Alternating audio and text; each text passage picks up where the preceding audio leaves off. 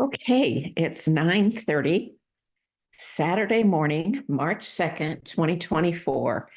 And I want to welcome everyone who has joined us this morning. And whether it's your first time to join us or you've been with us on a consistent basis, we're just grateful for your participation in our democracy. And having this legislative update is a very important way for all of us to be able to connect with our legislators. Please make sure that you mute your audio while the update is ongoing. If you would like to ask a question, please go into chat. And if you notice, there's a place that says you can direct your comment or question to everyone, but you can also direct it just to one person. And we ask that you direct your go into one question moderator, and then just write, "I have a question," and we will put you in a queue for the questions. And please don't be afraid to think of more than one question. We will try to give everyone an opportunity to ask at least one question. And then if we have time, we will move on to second and third questions.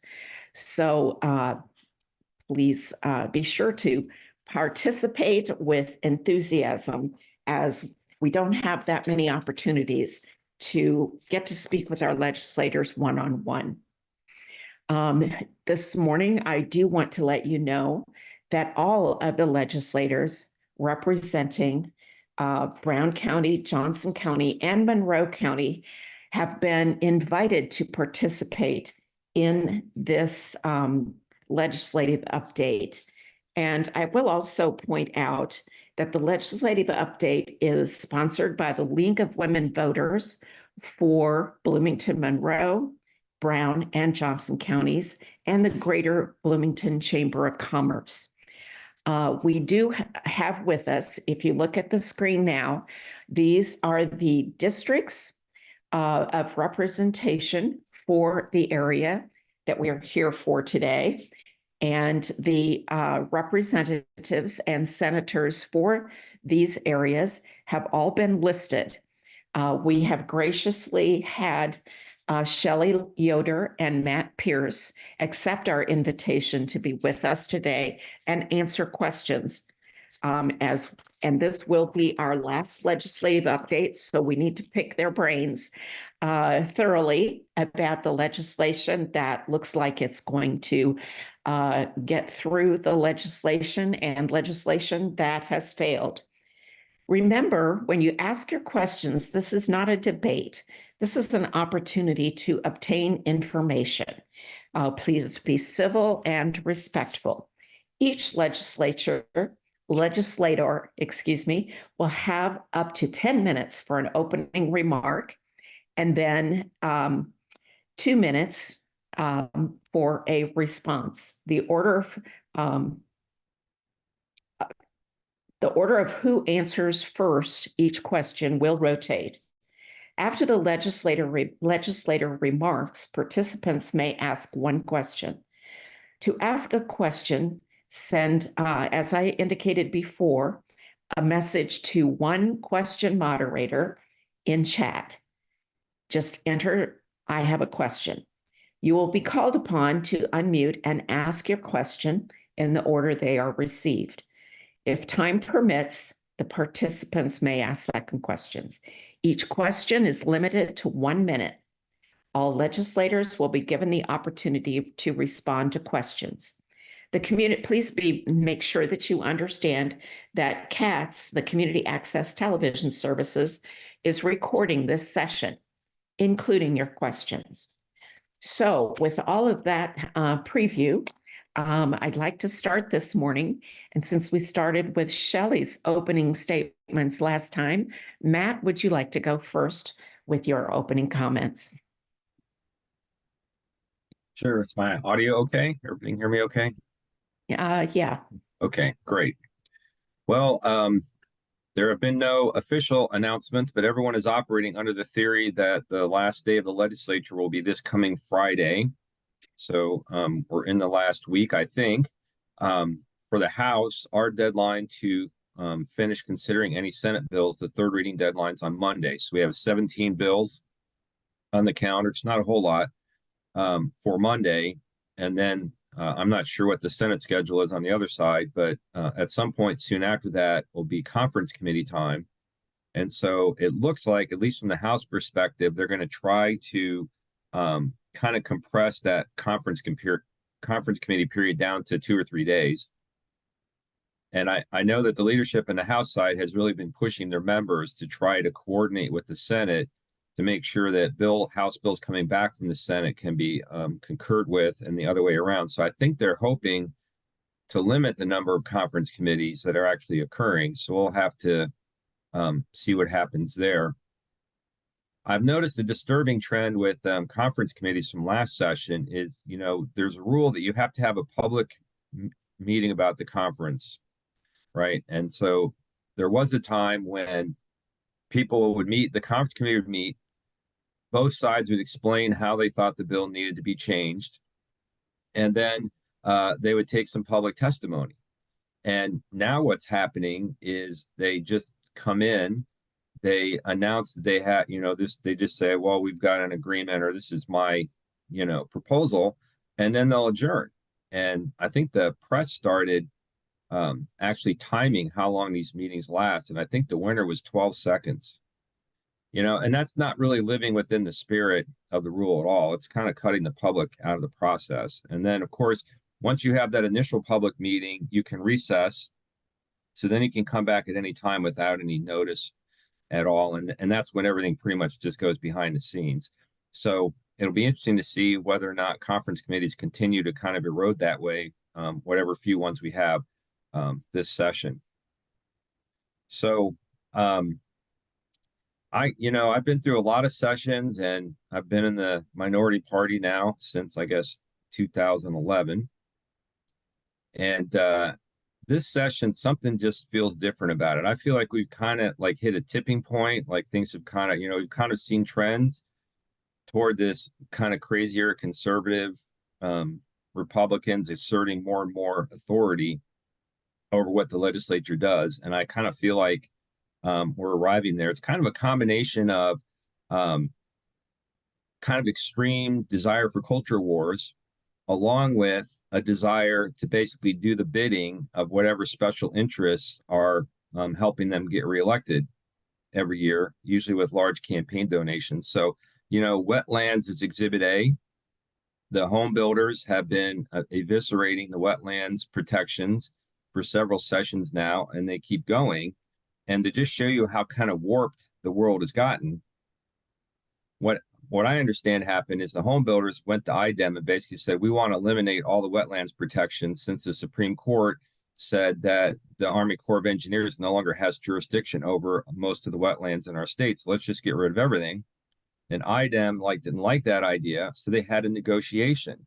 And, the home builders got most of what they wanted, and then they came out and announced the bill as a compromise, as if they were environmentalists or experts in wetlands that were actually consulted on that particular bill. So, those things have moved along. Another example is financial institutions. So there was at least one, maybe two Supreme Court rulings, state Supreme Court rulings, about how financial institutions can basically change the terms and conditions of your bank account, basically. And we've all had a situation where you get some bill stuffer and it's got this really long legalistic thing saying we're changing some of our terms and conditions. And usually it says, if you don't like these and choose to reject them, just stop doing business with us. That's usually your alternative.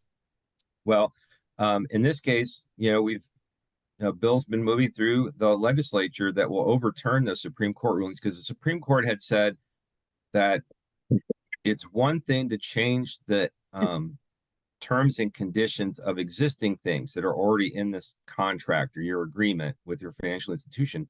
But if they want to add in something completely new, like we now will only have binding arbitration, no lawsuits allowed, then they have to do something more to allow the consumers to decide, what they want to do on that. And so we've had, one bill moving through that basically says that, they can pretty much just give you the notice, and there's a little bit of a waiting period, and then they're pretty much done. And so that's kind of doing the bidding of the special interest there. And then we had another bill for financial institutions that, right now, if you have 6 years on the statute of limitations to sue your financial institution if you find that you felt they've done something to violate the contract or somehow, violated regulations or something. And they used to be 10 years. It got moved down to 6. Now they're moving it down to 2, which will make us one of the shortest states in the union. There's some three years that are out there. But so that's just another example of, consumers getting left behind. Last session, we saw that with the utilities, where the courts have ruled that utilities couldn't pass on a whole bunch of costs to consumers, and the legislature just changed the law to make clear that that was just fine. So it's really kind of demoralizing to see this stuff just continue to happen and wonder how you can ever turn it around. And, Senate Bill 202, which dealt with higher education, this was the bill that the premise is that professors are, left-wing professors are out oppressing conservative student speech, which I don't think is proven by the facts. And so the answer to that is we're going to make every tenured professor every 5 years go through the process to prove that they have intellectual diversity in their classrooms. And so they're going to have to show that they've presented all sides of issues or whatever. And so, I asked on the House floor, does that mean if you're teaching a class about climate change, do you have to present junk science, that through your own research is not accurate or true, but it's like an opinion that's out there? And so it's going to be interesting to see how that bill gets implemented. Now, there were a couple amendments that lowered the damage level a little bit. The original bill that came out of the Senate was going to basically have the leaders of the legislature appointing trustees. Thankfully, that came out in committee. Then the other thing in the last minute amendment on second reading that added in a clarification that if the trustees want to, they can delegate this review process, creating all this stuff to the faculty. So it'll be up to the faculty to see how in the world they can try to implement this new requirement in a way that's not going to, cause bad information to have to be presented in classrooms, or whether we're going to end up seeing faculty members get targeted. Because the bill also has the ability for people, students, if they want to complain. And there has to be a process at the university level, which, by the way, there are already many ways for students to provide feedback about what happens in their classroom and to complain about things they don't like. But this would require them to have this kind of, I don't know what the best way to call it, but, basically this kind of ideological litmus test complaint center. And if the student doesn't like what the university does, they then can appeal that to the Commission for Higher Education. Commission for Higher Education, I think, must have said to the legislature, we really don't know how to be an appeals court, and we're not too excited about this. So then they put in there that if they want, they can just have an administrative law judge do it. So there's now this office that has basically lawyers who act as administrative law judge and hear appeals from various administrative agencies. So theoretically, with this new bill, which has been already passed the House and concurred on by the Senate, so I guess it's on the governor's desk now, you could have a situation where a student can complain, and if they're persistent, you could end up in some tribunal in front of an administrative law judge trying to prove that you're presenting all sides of scholarly issues or whatever. And so that's just, it's going to be interesting to see who tries to exploit that. I kind of suspect there'll be some conservative groups coming in and targeting specific professors by trying to find some of their students to get them to complain about things. But we'll find out, I guess, how that plays out. Another interesting kind of bill that I think also is being driven a little bit by the more extreme sides of the party. I call it the COVID hangover. Senate Bill 234 would limit the governor's emergency powers by essentially saying that if he wanted to renew it for more than 30 days, he would have to call the legislature back into session and get the legislature to approve extending the emergency, which, on the surface might seem reasonable. It's like, yeah, let's have all the elected officials weigh in. But, the whole point of emergency powers are when things are not functioning, so like, let's say you have the massive earthquake in the Midwest and the new Madrid fault finally gives way and like all your infrastructure is destroyed. Are you really going to be able to get all the legislators into one place to convene and to pass legislation to extend the emergency power? Or are you going to have the governor sitting there after 30 days with no way to continue doing what needs to be done? So if you really have a mass scale disaster, I don't know how that's going to work, but I think this is just all about, continuing frustration on the part of people who did not like how the governor handled the pandemic when it was here. The final bill I want to talk about is Senate Bill 52, which fortunately has not moved forward. This was known as the Indigo Bill. And this bill is really a poster child for everything that's wrong with the legislature. So as you might know, Indianapolis is a very Democratic place now. It elects mostly Democrats to run the city. The Republicans who live in Marion County live in that blue little island. It drives them nuts because when they're inside the state house, they are amongst the supermajority and they get to pretty much exert their will about any way they want. Once those legislators step out onto the sidewalk into the jurisdiction of the city of Indianapolis, now they're in an area that's run by Democrats. And so we've got some of those Republican senators from Indianapolis who spend their time trying to overturn things the Democrats have done and just generally be a thorn in their side. And they keep trying to get the legislature to pass laws that overrule decisions made by the city county council in Marion County. Last year's example was a legislator was outraged by the city council wanting to put up too many right turn on red signs. So the legislature passed a bill telling the city of Indianapolis that you can't put up any right turn on red signs. Well, unfortunately, the senator kind of missed an important point, and he didn't make the bill effective until July 1. And so the city just went ahead and did its right turn on red stuff that it needed to do before that bill went into effect. So then this year they came back, they decided they didn't like a project already underway that creates another set of dedicated bus lanes in Indianapolis. So they're trying to create a very efficient transit system there. The people voted to tax themselves to do that. Ironically, the legislature, when it gave Indianapolis the authority to ask for some revenue to be able to improve transit, the Republicans put in a prohibition on any light rail because trains are some kind of poster child of socialism. And so the city couldn't put in a light rail system, which I think would have made the most sense. So the best they can do is create these dedicated bus lanes and have basically these bus routes. And so Senate Bill 52 is going to blow all that up and say you can't have dedicated bus lanes on these newer projects. So my understanding is what happened is I think the Republicans in the House, even though they voted for it to come out of committee, were really uncomfortable with what was going on there. They kind of knew it wasn't very good.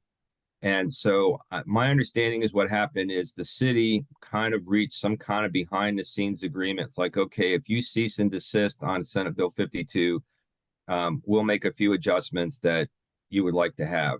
And I don't know if that's accurate or not, but that's what I heard. But the important thing is Senate Bill 52 is not called down in the House. And so as a bill, it is now dead.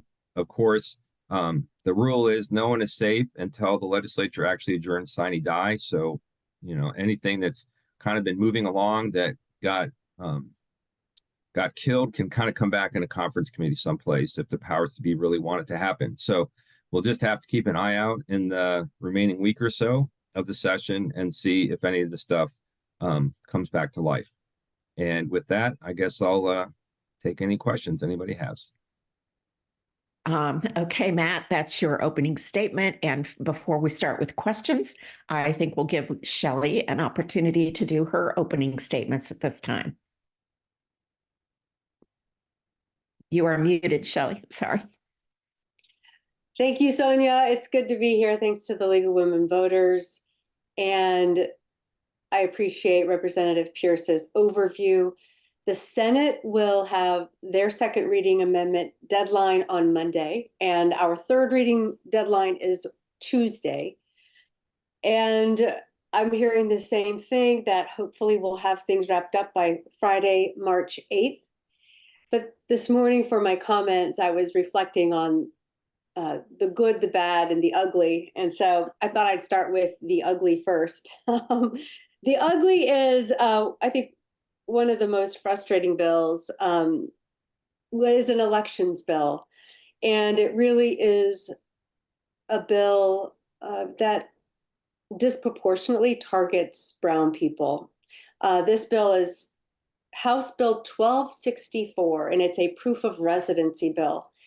And throughout the process, there have been immigration attorneys that have testified in strong opposition to this bill, and constitutional lawyers who have opposed this bill on its constitutionality, because the bill, part of the bill says that a naturalized citizen, they have 30 days to prove proof of residency.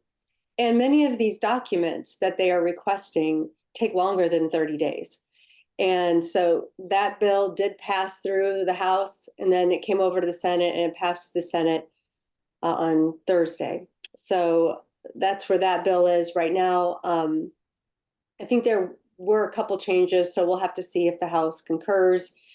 But that is House Bill 1264, a proof of residency bill when it comes to voting. So that's the ugly. A bad bill is House Bill 1108, which is the construction on slopes. And this bill, what is frustrating about this bill is not only the precedent, but I feel that we are constantly fighting against local rule and protecting Monroe County and Marion County and other counties who, LaPorte County, folks who are trying, or not LaPorte County, but municipalities that are trying to address unique needs in their communities, and how the state legislature steps in and overrides it. 1108 is that, the construction on slopes bill. But the piece of this, the way it was discussed, was this is all about enabling more housing. But it will also most likely lead to more septic systems, because these homes will have to, more likely than not, require a septic system. And we just do not have, we have it is known that 1 in 5 septic systems in the state of Indiana are failing, or is failing. And we don't have a good way of tracking. We don't have a registry. And so I see House Bill 1108, not only does it usurp local control, but it also is going to require more septics in the state of Indiana. So that was unfortunate. It did pass through the Senate, and it's probably going, I don't think it had any amendments. They tried to amend it in the House.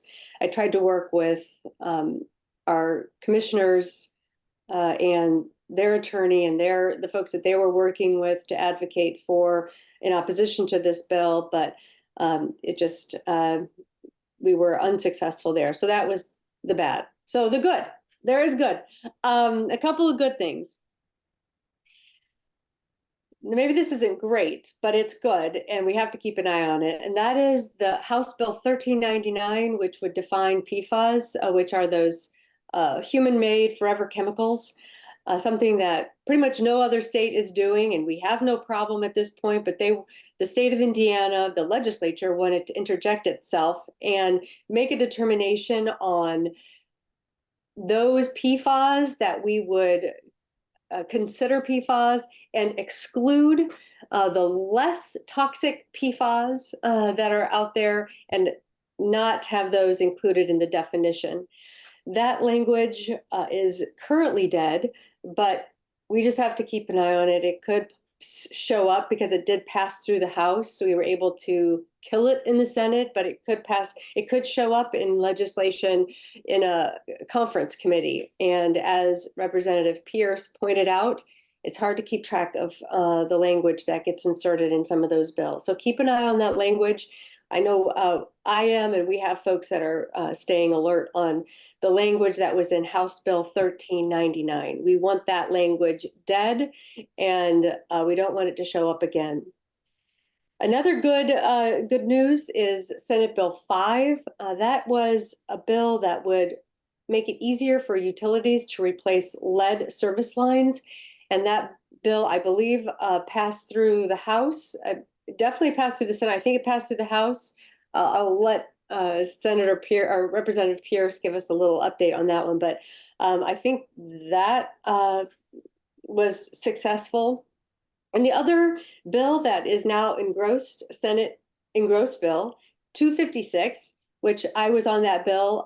Senator Glick and I were sponsors of that, authors of that bill. It was not 256, I'm sorry, I misspoke, 246. It was an assessment of wetlands, and it was kind of a tax credit for individuals who on land half an acre or more could restore, protect, create wetlands. And that bill did pass successfully, and it was signed into law.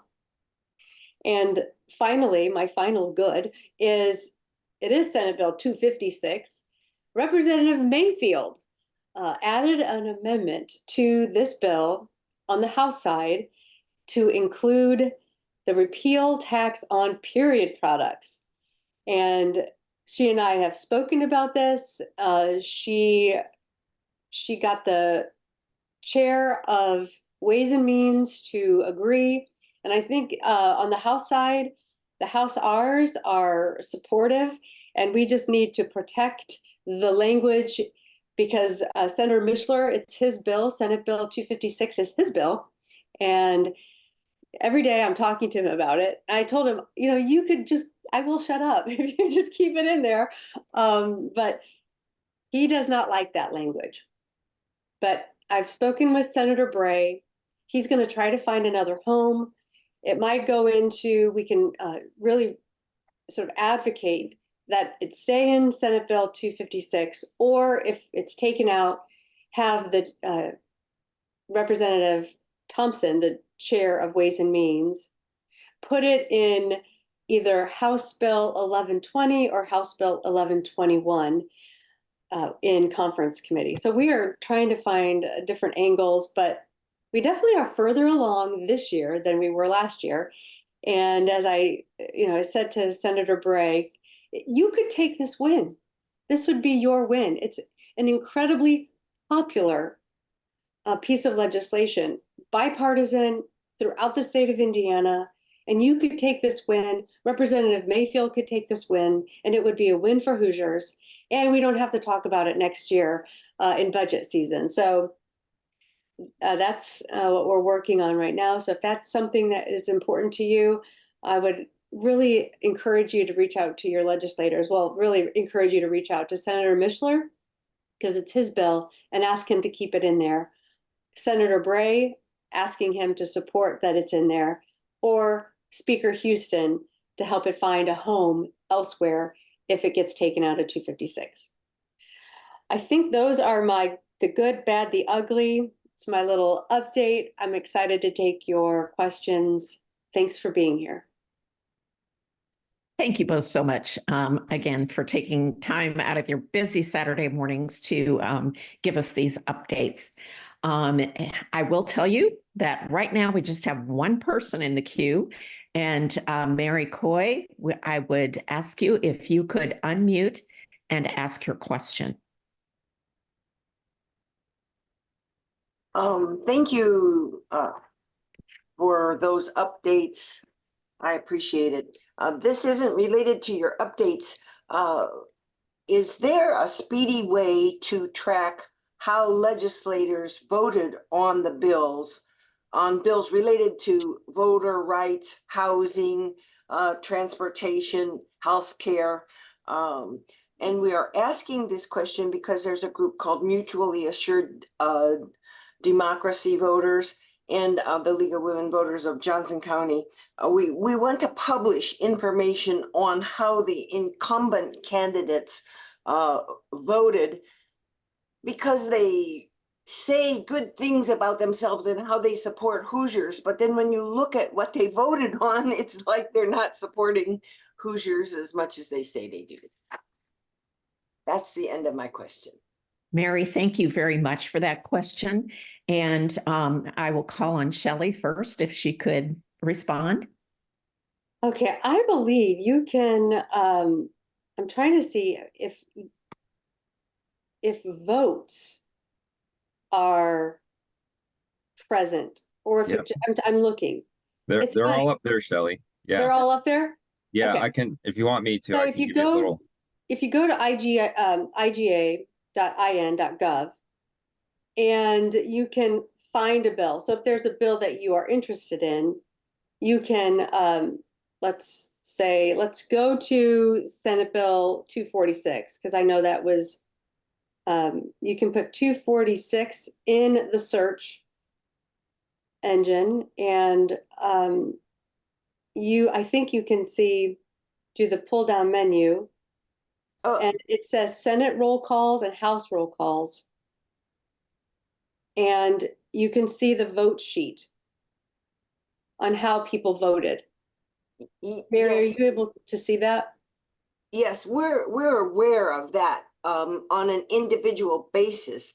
That's very burdensome for tracking hundreds of bills, because mutually assured democracy people want cover the whole state. And LWV is just going to cover Johnson County, and that's doable for a few bills and a few candidates, but it's burdensome for a whole lot. We want to know if anything exists that I'll give you an example. Congressman Pence, on his website that he doesn't keep updated accurately, but he does summarize, he does list how he voted on the various bills that were up. And we just want to know, is there an organization, or is there a way within the IGA to just get a quick view rather Well, I would, than we could, view? let me say this. So there's a beta that we're trying out, this beta format right now, where you could follow along with the House and the Senate. And it will offer these three things: counts of the calendar items and amendments in each heading. There will be a results column and a sidebar indicator to follow along with items being discussed on the floor, which currently you cannot do. However, I don't know if that helps, but I will say this. Mary, if you could let me know what you need, and I'll talk to our IT folks, and we will work to see what I really appreciate, because they are quite responsive, and they're trying to make the IGA website more user-friendly. And if there's information that isn't user-friendly, get that to me, and I will talk about this with Zach Meyer, who's, for the Senate side, he's the Director of Information Technology. Yeah, I think that, right now you kind of have to do the hard work of going through the IGA site, making a list of bills that you think are important, and then going in and looking and seeing how each person, you have the roll call list, how everyone voted, each of those things. I think that's the reality of today. But what you can do is there are all kinds of different interest groups, citizen groups that create scorecards that put things out. So you have everything from like the State Chamber of Commerce. They put out a very detailed thing, and they tell you whether they thought your vote was right or wrong from the viewpoint of the state chamber. I think the Citizens Action Coalition, which kind of represents consumers on utility issues, I think they sometimes put out a listing of things. There's another group called Hoosier Action. So I think what you probably would want to do in in the short term is see if you can identify those interest groups, kind of network with them and see what they're putting together. Because I think they're doing those different various groups are doing the hard work of going through these roll calls one at a time and kind of pulling them out. And you've got everything from, more conservative business groups to more activist progressive groups who from time to time put out these scorecards or list how they think people are doing on their issues. I think I don't know if Hoosier Environmental Council, they might put something out on the environment. So that's what I'd recommend you do, is just try to network with these other groups that are working on their particular issues at the State House. Oh, Okay. thank you very much for those suggestions. We are doing all of those things. We just hoped the IGA had some secret place where we could do it more speedily, but we will continue to do what we're doing, and thank you. Shelley, I'll be in touch with you. Hold on. I was trying to cut and paste the 2 beta sites. I'll put them in the chat, and I'm curious if you're able to access them. So I'll put them in the chat and see if you find them interesting, helpful. I'd love your feedback, but let me put them there.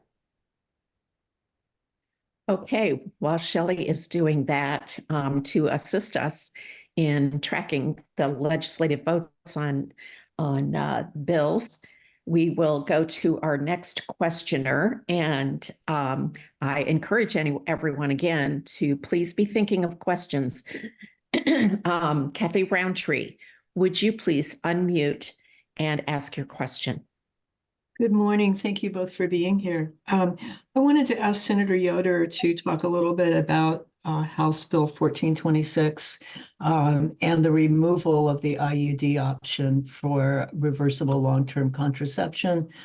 What you think that means in terms of how the state is going to proceed on IUDs generally, and what you think the chances are for getting that option back in. Okay, Yes, I think actually Matt is first, or what do you want to do? Matt, do you have an answer to that question? Well, I can tell you what happened in the House. So in that bill, it essentially, the bill is authored by Representative Fleming, who's a Democrat from down around Clarksville. She's an OBGYN. So her original bill introduced would essentially try to ensure that women who have just delivered would be given the option of having some long-term contraceptive that has to be implanted or put in, that they could do that while they're still there recovering. Because I guess the experts say that's a really important thing to do, and it's efficient. And so in the committee, the original bill, I guess, said IUD and long-acting contraceptives, which I think is they call it a subdermal implant. I got that right. I always feel very uncomfortable talking about medical stuff because I don't know much about it. But at any rate, they took out the IUDs because there are some people, the more extreme members, think that an IUD is basically abortion. So for them, that form of contraception is abortion. So they took it out. Now, the bill doesn't prohibit in any way a hospital from still offering the IUD as an operation.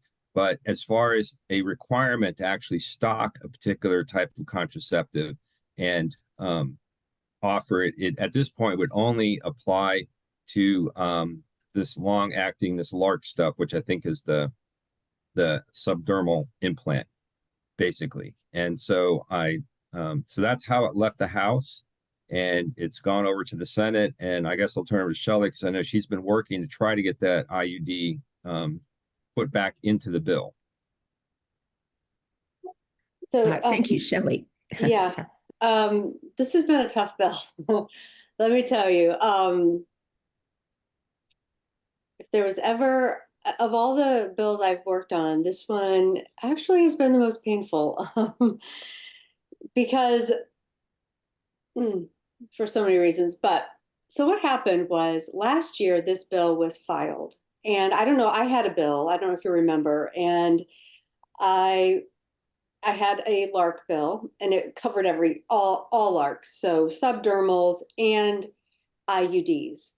And IUDs are today the most popular and the most effective when it comes to reversible, effective contraceptives. And let me also say, subdermals are the birth control of choice for 17% of people who are looking at their options for birth control. So I just want to put that out there. IUDs, most popular. And last year I had a bill, and it went fast. I got a hearing, it went through the Senate unanimously, it got over to the House, and I think it kind of woke up right to life. And by the time it came back to me, it had some opposition, and we began to see sort of the opposition of seeing IUDs, because they are a vaginal insertion, as being a form of abortion. That is a bogus claim. It is, I mean, I don't even call it bogus science. It's not even science. It's just a bogus claim. It is just a lie. I mean, it is not how how IUDs work. So when the next bill last year was heard in the Senate Health Committee, it was Senator Bro's bill, and it's the bill we're talking about right now. She filed it last year, and it wasn't even voted on. It was heard in committee, and the chair chose to not take a vote. So it died in committee. But because it was heard, Right to Life came out and said, we are opposed to IUDs because they are a form of abortion. So this year, when the bill was filed, the author of the bill was told, you can't have all IUDs, all LARCs in the bill. You can only have subdermals. This bill establishes this two-tiered system where one form of birth control is now going to be deemed acceptable in the state of Indiana, and one is suspect. And it perpetuates a bogus mistruth and is alarming ACOG, a coalition called Good Trouble, which is made up of physicians and providers in the state of Indiana who are working very hard to address these bogus claims, whether it's abortion access or birth control access or other bogus claims, when gender affirming care access.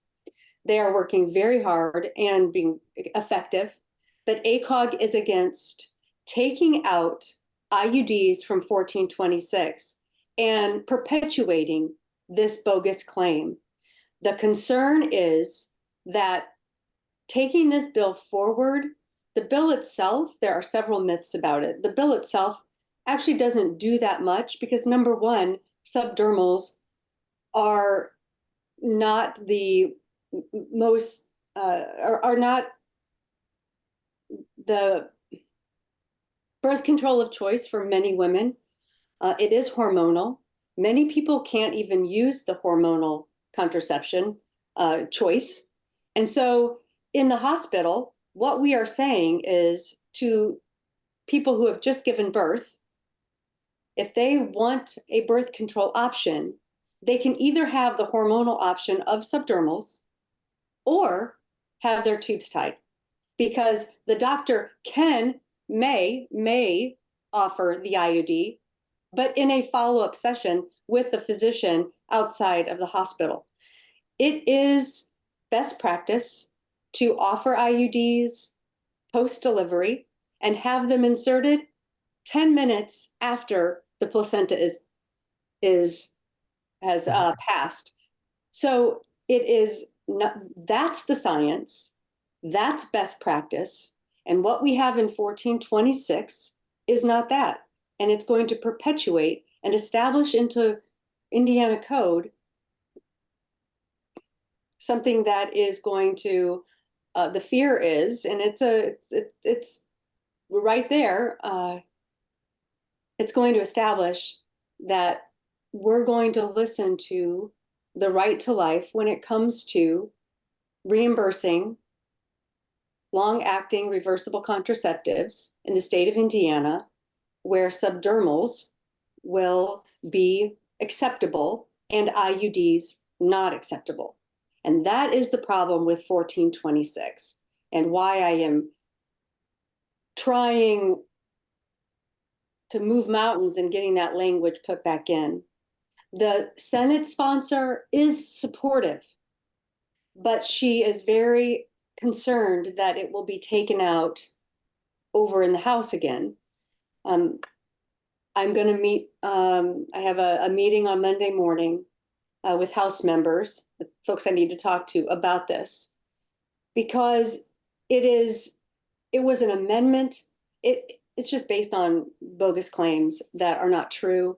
And if we're going to continue going down this road of listening to bogus claims and then having that inform policy when it comes to medical care and birth control, I think it's just a domino effect. And 1426 is sort of ringing the alarm bells with ACOG, which is the American College of Obstetricians and Gynecologists, and other physicians, this Good Trouble Coalition, and other activists.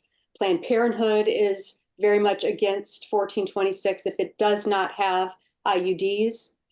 And so, yeah, that's kind of the background of 1426 and the good it could do and the harm that it's going to do if it passes without IUDs. So before we go to the next questioner, can you tell us who the House members are you're meeting with so that maybe we can send emails or phone calls to encourage them to work with you on this? Well, you can really, it's going to come down to probably, it was, I think the chair of health, it was his amendment to take IUDs out. You can just send, it's Chairman Barrett, Representative Barrett, and he's a general surgeon. He's a Notre Dame educated physician. But I think the right to life, it just shows you how influential the right to life is when it comes to women's rights, reproductive health care, and freedom and justice around these areas. And 1426 is demonstrating just how effective and influential the right to life is in the Indiana state legislature. This isn't a possibility. This is actually stated, and I appreciate the journalism that has gone on around 1426. It has addressed straight on the bogus claims that IUDs are abortifacients. It has, addressed that right to life last year, came to the legislature and said, we will not support IUDs. And this year, we are seeing it in 1426. The outcome of that conversation that took place last year. Right to Life has said we will stay neutral in 1426 as long as IUDs are not covered by Medicaid. And so what does that tell us going forward? I think we know. And so reach out to Speaker Houston, reach out to Senator Bray, reach out to Senator Glick. She's the sponsor of the bill on our side. Reach out to I know that Representative Fleming, whose bill it is on the House, would be supportive. It was her bill with the IUD in it. And she was forced to take it out to hear the bill. But I know she is a physician. And that's what keeps, Senator Johnson is a physician, and he banned access to gender affirming care in minors, and does a lot of other things, and he is a physician. So, it's bogus claims are bogus claims, and 1426 is advancing based on a bogus claim. So those are individuals that you should reach out to say, please, please listen, look to best practice. You can go online and just copy and paste what ACOG has on best practices post-delivery on birth control that is effective, popular, successful, and reversible. I mean, I don't know. I've had 3 children. And after you have your child, you're like, I don't think I want to do this anytime soon again. I mean, you're not thinking straight. So, we should have options for each individual person. If a hormonal subdermal is not good for that individual, and the physician says, you've got this other option, but I don't keep it in the hospital, you're going to have to come back and get that or go someplace else and get that, which is what 1426, it would not require hospitals to have IUDs on hand for Medicaid patients. So those are the individuals I would encourage you to work to reach out to. I'm terribly frustrated by this because it's been this, if I have to hear this one more time, a half a loaf is better than nothing. That's the support for this bill. A half a loaf is better than nothing. And let me tell you, it's not even half a loaf. And what exactly are we saying? I'm sorry. Yeah, if they're taking out the most popular option, yeah, it's not half a loaf. No, it's not half a loaf. And but it's also laying the groundwork to say, going forward or looking back, we're going to come after IUDs and reimbursement of IUDs. So it's very problematic. We feel your frustration, and hopefully we can take some action. Some people here who are in the update to try to show our support for what you're speaking about. The next person up in the queue is Pamela Davidson. And so I'm going to ask Pamela if she would unmute and ask her question, and you will be directing it first to Shelley. Well, I'm in dismay. Good morning. Just hearing that last conversation. Please note, as always, who shows up for this? Matt and Shelley, no Republicans. Make that important when you go vote. I want to talk a little bit about environmental issues.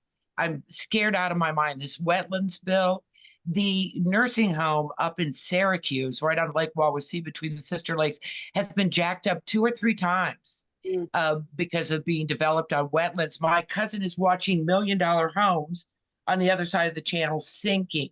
Rapacious developers. We have the #1 number of coal ash ponds, no remediation plan. We have the filthiest streams and rivers in the country. And now, hooray, we're 50th in the states for solar welcoming and support. So we're reversing in every single way this definition of plastics that will never leave your body or the environment.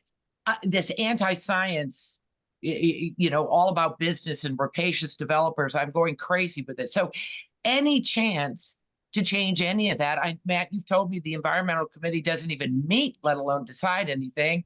So are we just cooking in our own juices here in Indiana? Because nothing's happening and it's getting worse and worse. Thank you very much, Pam. Shelley, would you like to address that? Well, you're right, Pam. We're dead last, actually, in natural resources when it comes to water quality, air quality. Indiana isn't in the lower third. We're actually dead last. Yeah, that wetlands bill, the deregulation of some of Indiana's remaining isolated wetlands that had some protections are now no longer going to have those protections. That was signed into law by the governor. Since we last gathered, I chaired my first environmental committee meeting. As the ranking minority member on the Senate side, I had my own meeting, and we brought in experts, advocates, scientists in this area. We addressed, you can see the recording. I can try to track it down and put it in the chat. We recorded it. It's also on Facebook, I believe, but we addressed water quality, this forever chemicals, air quality, wetlands protections. And I will give it to our state agencies. I mean, they are fighting to try to protect Hoosiers, but there is this notion, I'm constantly having to, change the framing from my comms people that we can't talk about this in terms of regulation. This is protections. We have to use that word because our state agencies are advocating for the protections of Hoosiers, and that's what we're fighting for. Because the war on messaging on these, that it overregulates and it creates bureaucracy, and we're going to impede development and growth, is how we got here. So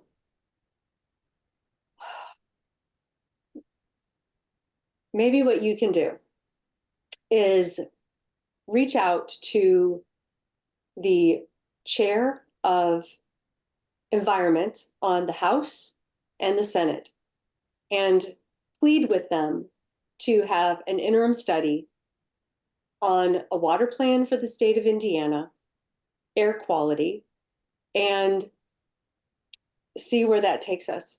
Your comment about Syracuse, the nursing home in Syracuse, that is, I believe, Senator Mishler, that is his district. It might be Senator Donato, but encourage the nursing home to reach out to their senators and ask them to come visit, because this is what's happening. We're seeing, not in Indiana, but landslides, mudslides, as a result of how the climate is changing on the West Coast in California from heavy rains, sudden rains, atmospheric rivers. And as we destroy the free last remaining wetlands, this protection that Indiana had, and the last remaining wetlands that we still have protections over, we absolutely have to fight to protect them, make sure, because of the good that they provide. Whether, believe it or not, I know that some people, some of my colleagues in the Senate, don't understand how it can be called a wetland even when it's dry. But thank you for helping educate our legislators. Get active with Hoosier Environmental Council. Get active with Citizen Action Coalition. We can't lose this battle. And I think what we see in Generation Z, they're very passionate about this. Reach out to Confronting the Climate Crisis. That is a youth-led organization, but we have many, many members who are young at heart, who are helping advance the Confronting the Climate Crisis. And when they come into the State House, those legislators pay attention. This is a statewide movement, and just because it's youth-led, we can all be instrumental in advancing their mission and their cause and their work. Thank you, Shelley. And Matt, would you like to address that issue? Well, it's a timely question because I just appeared this week on Indiana Lawmakers, where the topic was environmental legislation. So you can catch that on your public TV station, or I believe it will be online starting on Monday, I think. And, the first thing I pointed out, so there were three of us, there was me and two professors, environmental experts, no Republican. The host of the show tried desperately to the bitter end to find one single Republican that would come on and defend their environmental record, and none of them would show up. So that tells you exactly what's going on, right? And, whether it's wetlands, renewable energy, coal ash, you just go down the list and they're doing nothing to help the environment. And in fact, now they're undermining the regulatory agencies who are at least trying to do a little bit of something to protect the environment. And so we've got a bill moving through that is going to essentially tell judges they don't have to give any deference or respect to the experts at the agencies who make decisions. When polluters appeal their fines or being found in violation, the judge gets to just start over and do whatever he wants to do, which is a big deviation from normally respecting the expertise of the people in these various agencies. So you can just go down the line on that. And, as Pam pointed out, there's a number of, they call them interim study committees that get together between the sessions that are supposed to study issues, perhaps recommend legislation. And I think since 2011, I don't think an interim study committee on the environment has met once. 0 topics assigned to this committee. So the Republicans feel that there's no environmental issue they want to discuss. They either think that there are no environmental problems in Indiana or they just don't care. Now, here's the thing, and it's going to sound like a political commercial, but I'm going to do it. You have to change the people in Indianapolis if you want to change these policies. We've tried the other way and they just keep doing stuff. And so here's the thing. The biggest problem is too many people are demoralized in Indiana and think that it will never change. And it's like, oh, we're just, it's Indiana. What can you do? Right? We have an open U.S. Senate seat, open governor. Every member of the House is up. Half the member of the state Senate are up. I think there's like 3 or 4 open congressional seats. There, presidential election. There is so much to vote for in this coming election. And yet we have about 50% of our people, that's another place where we're at the bottom of the barrel, who actually show up to vote. And so if you really care about these issues, at the end of the day, you have to do the hard work during election time of, identifying the candidates you think will represent your interests the best. And then, maybe give them a few bucks to help them, buy those yard signs, knock on a few doors for them. But most importantly, talk to your friends and neighbors and get them engaged. And tell them that they can make a difference and they have to get engaged or people will make decisions for them. And to me, at the end of the day, that's what's going to change things. You have to have different people sitting in the seats up there than are sitting there now. Thank you very much, Matt, for answering that question. And obviously, it's something a lot of us are interested in, and hopefully we will all follow through on your recommendations. The next person up in the queue is Rosa Lynn Householder. And so I would ask Rosa Lynn to please unmute and ask your question. It will be directed first to Matt Pierce. Well, first I want to just follow up on that. And nobody mentioned the Sierra Club, which has just become much more active again. And Citizens Action Coalition were both well represented at the Duke. Duke is undergoing its 3-year revision of its 20-year plan.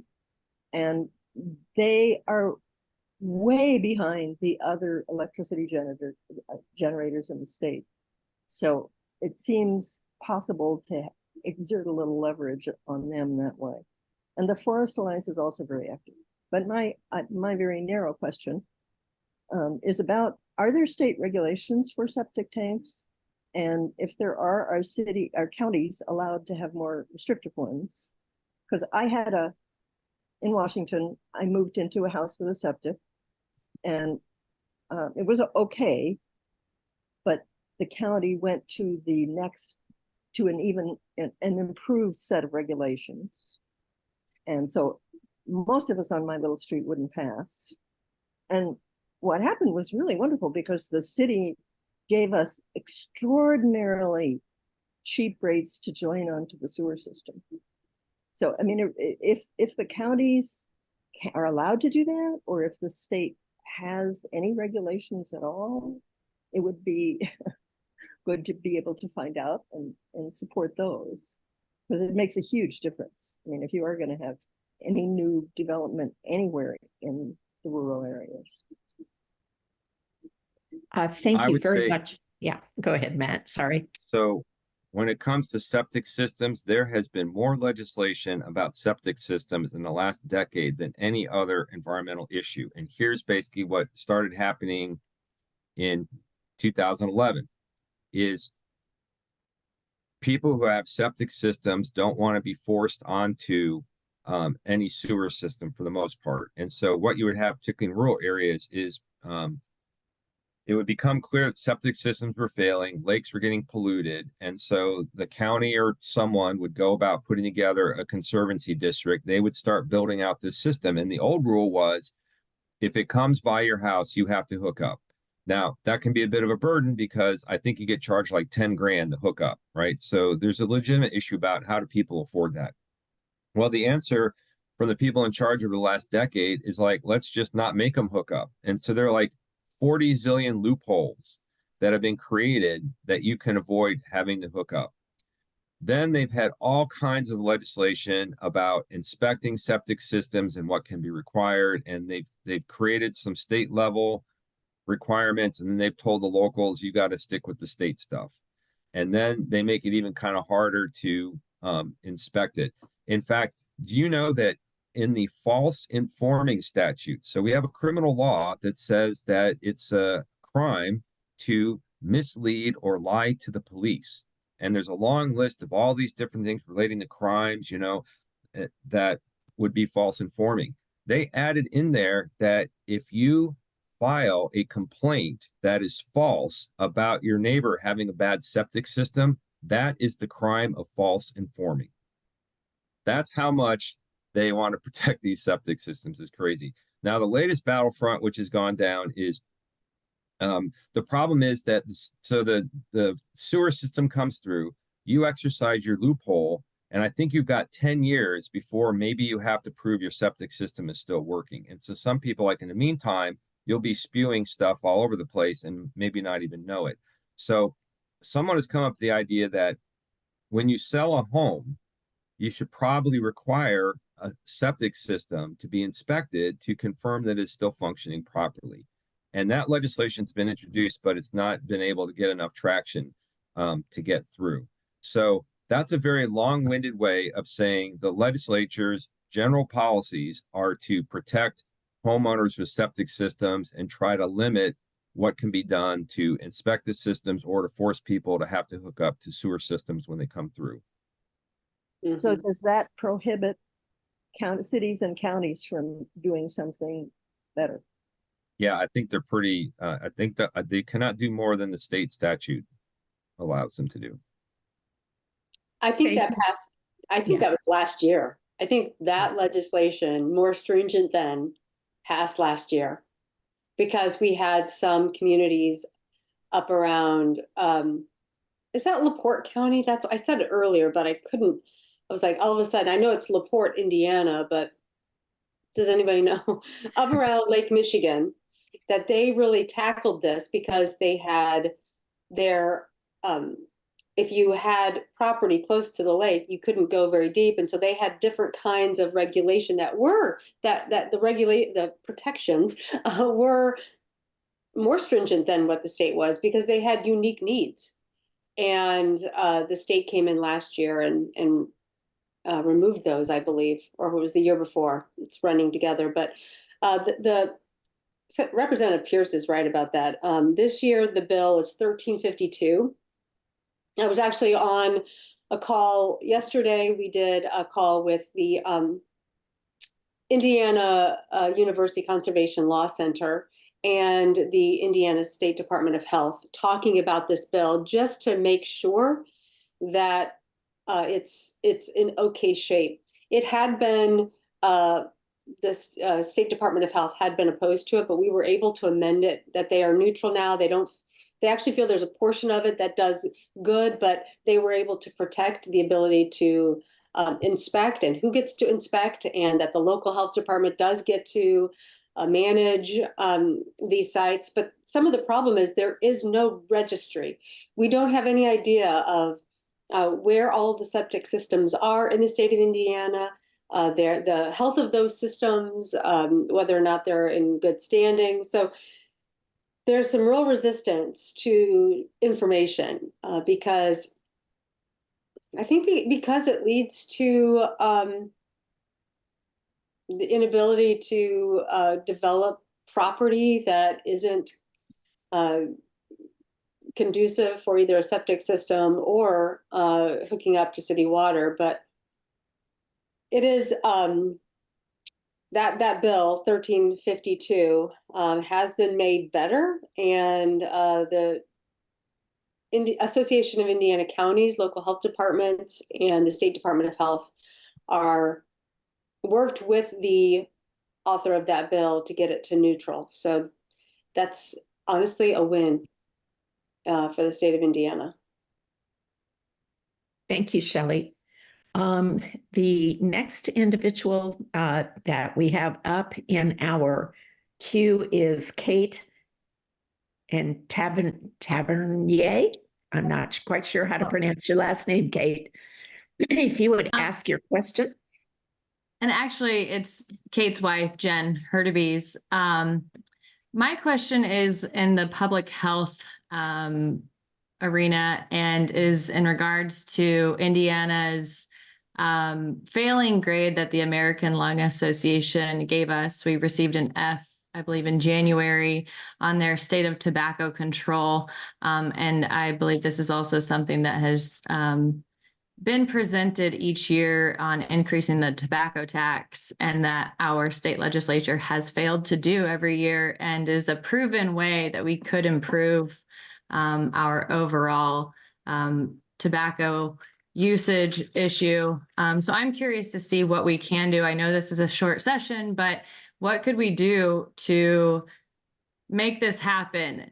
It's 2024, and I know we've been working on this, trying to get this through since it's been a long time now. So when and how? What can we do? Yeah, thanks, Jen. Shelley, would you address this question?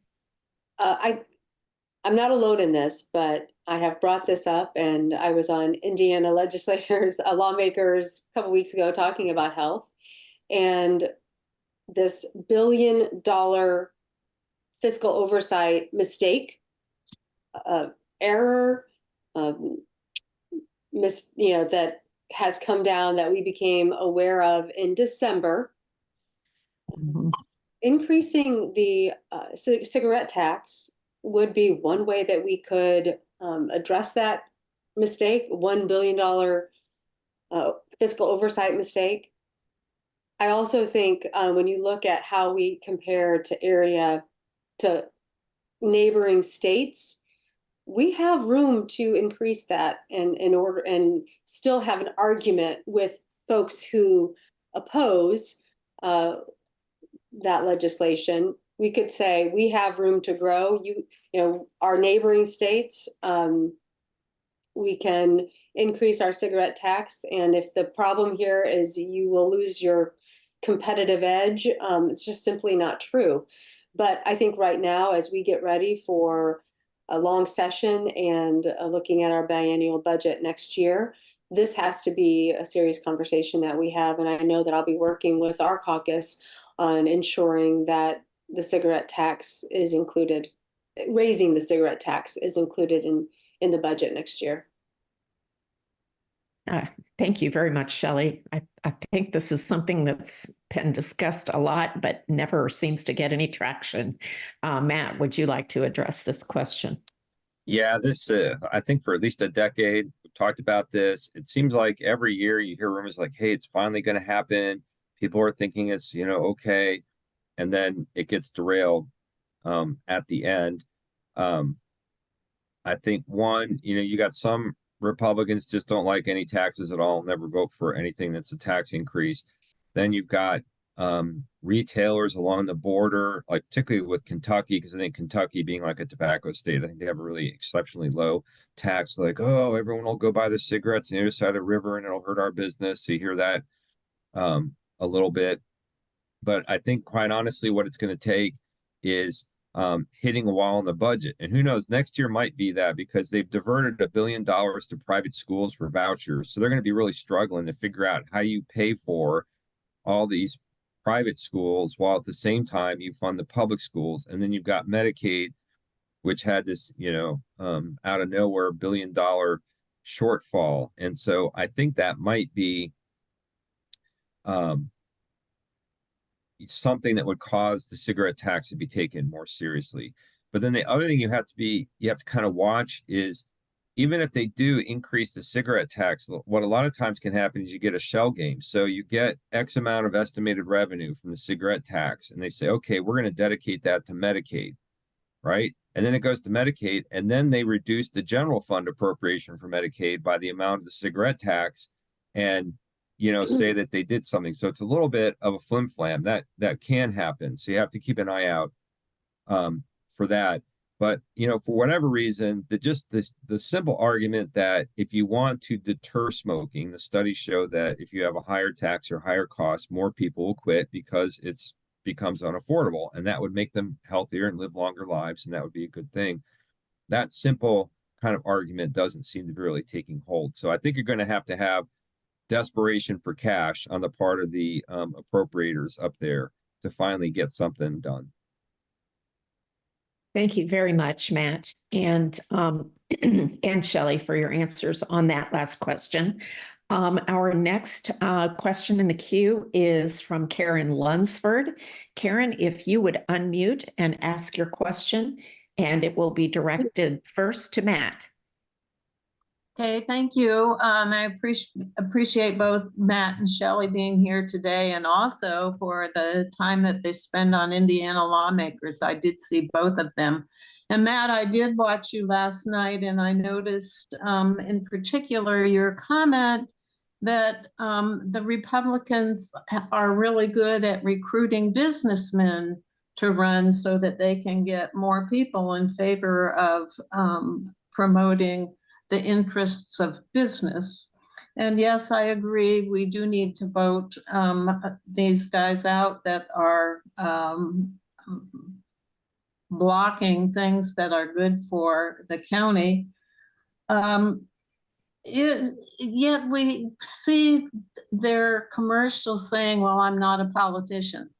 Yet we know that they're businessmen, and they've been approached by the politicians to do their bidding, as well as the money that's behind them. How do we get more diversity in our legislature? Is there some way we can track the businesses that these people are in? Like, we know we've got a lot of people, or a lot of legislators that have rental units, and you've just talked about the doctors that don't seem to believe in, well, there aren't enough doctors, but we've got this ultra conservative stance where we need to be able to dig into these people and find out, how are they being backed, and why don't they believe in science and the good of all the people? But I'd like to be able to track their businesses. Well, every legislator has to fill out something called a statement of economic interest. That happens every year at the beginning of the session, and they get filed with the clerk of the House and the Secretary of the Senate.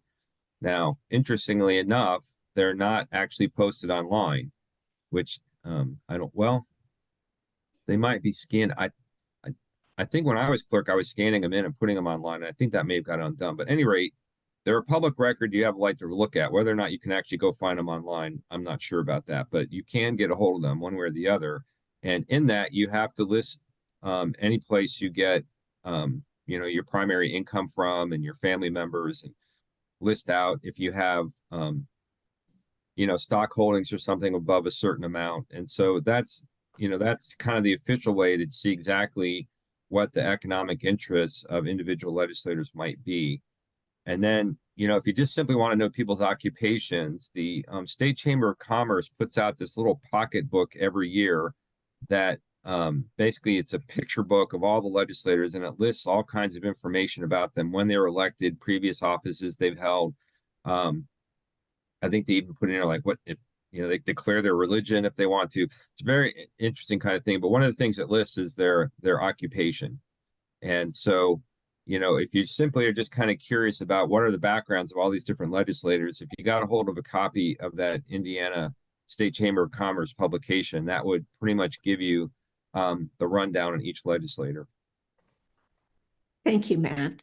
Shelley, do you have anything to add to that?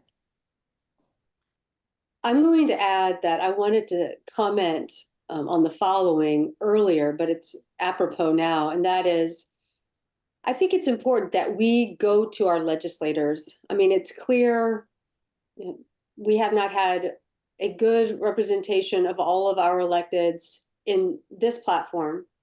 So where they do show up, they show up at the chamber events. And I recognize that you may not have the money to pay to play, which to join the Bloomington chamber, I think it's $120. But they show up to those events. But what you can do, if you have a job or if you have an employer, find out who's going to these events and work with your employer to confront and ask these difficult questions. The question about, just as an example, at the Bloomington Monroe County Chamber of Commerce kickoff meeting, I don't think Representative Pierce, I think you were you there? Teaching. I was teaching. You were teaching. But I was the only Democrat. And so it was a great opportunity. And we were able to ask questions, and they asked questions. And I asked the question about the menstrual tax and access to abortion care. And the audience can hold up a red or a green. If they are supportive or not supportive, it's the red. If it's supportive, it's the green. And you can sort of see the SEA of green. And that's where you're going to find your Republican legislators at these events. If you haven't seen this conversation, it was in Lawrence County. It's the Bedford Chamber of Commerce. And Dr. Todd Curtis, he has been writing and asking for an answer. He has a trans son, and he wanted an answer last year on Senate Bill 480, banning access to gender affirming care for his son, and could not get an answer. So he showed up, and I think he posted it online.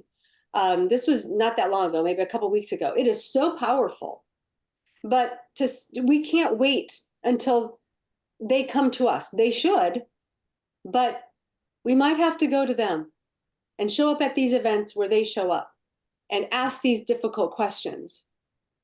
But there, my husband says, what is it? There's many a ways, many a slip between a cup and a lip. We can get to our yes or our no, or at least in front of our legislators. If they're not coming to us, let's find a way to get to them. Shelley, thank you very much for those comments. And I will just say it is interesting when you do have an opportunity to meet directly with one of your legislators, which I recently had an opportunity to do, and kept pressing him on why he did not show up for these forums. And he finally admitted, after years of invitations and no responses, he says, well, I just don't do Zoom. And so, we need to get out there and find a way to bring this information out. Why are they not being responsive to what their voters want? So anyway, I need to get off my bandwagon here. And excuse me, we are getting short on time. So the last question, I'm going to direct Mary Coy has indicated she has a question. And if you would unmute and ask your question, Mary, and then we will wind up and go into closing remarks. Mary? Thank you. This question relates to the summer interim committee. You mentioned it. How powerful is that? Are those summer interim committees? And a related question to that is, when do legislators find out what committee they're on? And another related question is, what can we as citizens do to influence what the summer committees discuss? Thank you. Thanks, Mary. And this question, Shelley, if you would address it first. Interim studies can make some pretty powerful recommendations, and it gives an opportunity for those on that committee to accept or reject the recommendations. I've been on committees that you get to pull in experts, and sometimes from across the country, but also there's time for testimony from people who aren't experts but maybe are advocates. Whether that is childcare, what we were able to, the recommendations we made in terms of childcare access and recommendations last summer. I know Representative Pierce was very active on the 21st Energy Task Force. I think, and that made some good recommendations, some not great recommendations, but he can speak to that. Those interim study committees is an opportunity to slow down, bring in some experts. Who gets to be on those committees? That's a decision sort of on the legislative council. So I know that I happen to be the assistant minority leader in the House. So our minority leader makes those assignments. And I know he looks at who's the ranking member on these committees for the Senate caucus, Senate Dem caucus. And I imagine that the pro tem leader Bray does the same with his caucus, who's leading in these areas to assign. But many of them do have even experts on the committee and sometimes are on the interim committee. And yes, sometimes they put in a lot of business interests or industry interests to outweigh some of the opposition onto the interim committee itself. So it does all depend, but you can work with your legislator and request things. Sorry, you can request that, but all of those interim study committees, what gets studied and what doesn't is determined by the Legislative Council in May, in the month of May. Thank you, Shelley. Matt? Yeah, so let me give you a quick primer. So at the end of the legislative session, a resolution's passed, which basically says any idea for a topic to be studied during the interim is forwarded to the Legislative Council. So that could be something put in a bill. It could be a letter written to a leader saying, I wish this would be studied. There are all kinds of different ways. A resolution introduced in the House or Senate calling for a study of something. All that stuff comes together and it goes to basically the leaders of the four caucuses. And then they vote on which topics they want to have studied. And then whatever comes out of that process then goes into a big resolution that is normally adopted about the beginning of May by the full Legislative Council. And that's basically the leadership of the House and the Senate. They kind of administratively oversee the operation of Legislative Services Agency and joint things between the House and the Senate. So then you get the list of all the topics, and you can, the minority leader appoints however many Democrats are allowed in the committee. The majority leaders, they appoint the majority party people. And so you can kind of request what you're interested in. Now, in that, according to the statute, because they overhauled this whole process, maybe I'm saying 8 years ago. theoretically, there's supposed to be a bias toward putting people on the committees who are on the standing committees that would hear that. So, for example, if you're on the Environmental Affairs Standing Committee that votes on legislation in the House, what they're hoping will happen is that the people on the Environment Committee in the Senate and the House will mostly be the ones on the Summer Study Committee, the Interim Study Committee, and then they will have that background, that information from having sat through those summer hearings or interim hearings, and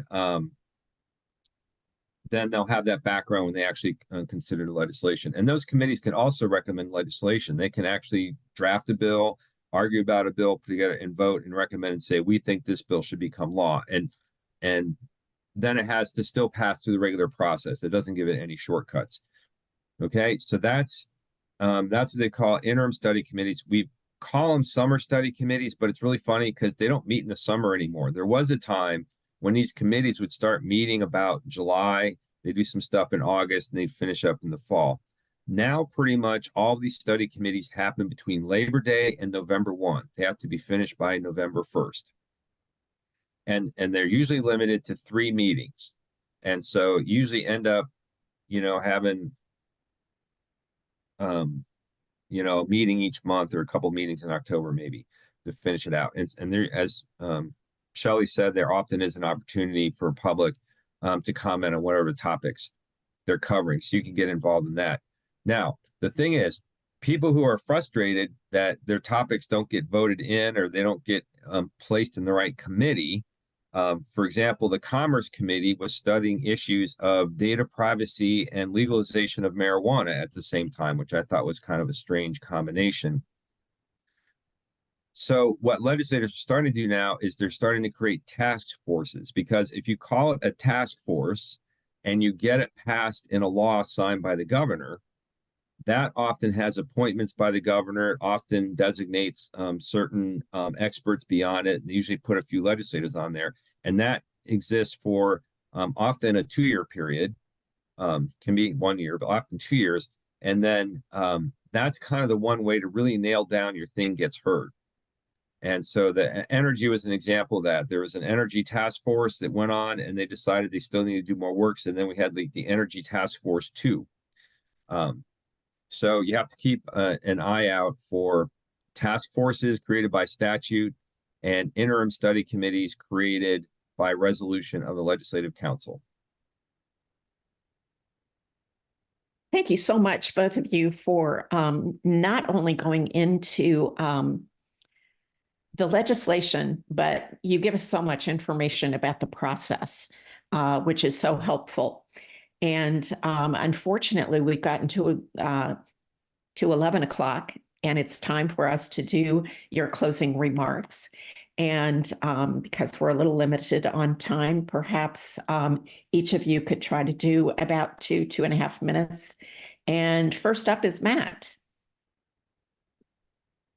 Well, I just saw that Charlotte asked a question about how people get paid for those study committees. And essentially, legislators get the standard per diem for attending a meeting and travel to and from the State House. So that's the answer to that question. Well, we got a week to go. I've been frustrated already. I'm hoping things improve. To me, I don't really have any great insights into what's going on. You heard me talk about some of the bills I've been tracking. It will just be interesting to see whether we just have a lot of concurrences in the House that originated the bill, meaning there won't be conference committees and kind of fighting over the final form of the bills for the most part, or whether we do have a lot of conference committees. And then the question is, how do you fit in all these conference committees in 3 or 4 days time? Actually, it's less. So, if the Senate is done with third reading of House bills on Tuesday, that would mean you'd have Wednesday, Thursday. We normally don't meet on Friday, but I think the handwriting's on the wall that we will be this week if that's going to be the final day. So essentially, members will have 3 days to get to vote to dissent on whatever changes the other House made, get the 4 conferees appointed, schedule a conference committee meeting, and then fight over what the final version of the bill should be. And then that has to go through the Rules Committee, of both houses and get approved before it can come to the floor. And that assumes you get 4 signatures.